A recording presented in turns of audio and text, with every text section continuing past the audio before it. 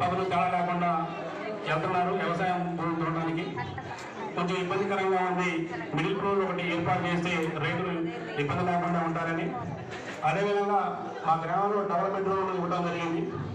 వాటికి డబుల్ బెడ్రూమ్లు ఆ రోజు ఊడ్చి ఇవ్వడం జరిగింది. వాటికి అండర్లైన్ వాటర్ లేదు. వాళ్ళకి సపరేట్ బోర్ వేసిన ఆ బోర్ కాలిపోయినప్పుడు వాళ్ళందరూ కూడా కొంచెం ఇబ్బంది పడుతున్నారు. వాటికి గ్రౌండ్లో వాటర్ పైప్ లైన్ ఏర్పాటు చేయాలని, అదేవిధంగా కొన్ని అంతర్గతంగా సీసీ రోడ్లు వేయాల్సిన అవసరం ఉంది.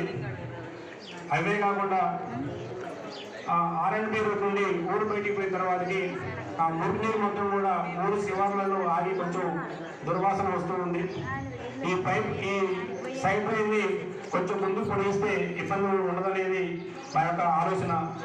R&B రోడ్డు కొంచెం సైడ్ లైన్ ఇవ్వాలని, అదేవిధంగా రైతులు మరి శాలకు పోయినప్పుడు ఇబ్బందిగా ఉంది.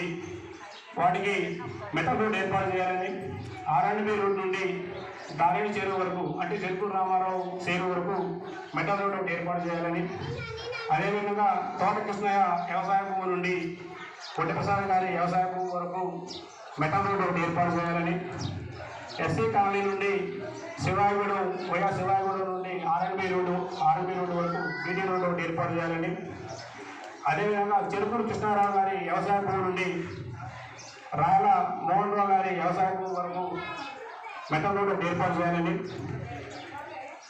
కమ్యూనిటీ హాల్ ఒకటి ఉంటే బాగుంటుందనేది. ఏదన్నా డ్వాక్రా గ్రూప్స్ పెట్టుకోవాలన్నా, ఇంకా మిగతా ఏదైనా చిన్న చిన్న మీటింగ్లు పెట్టుకోవాలన్నా కొంచెం ఇబ్బందిగా ఉంది.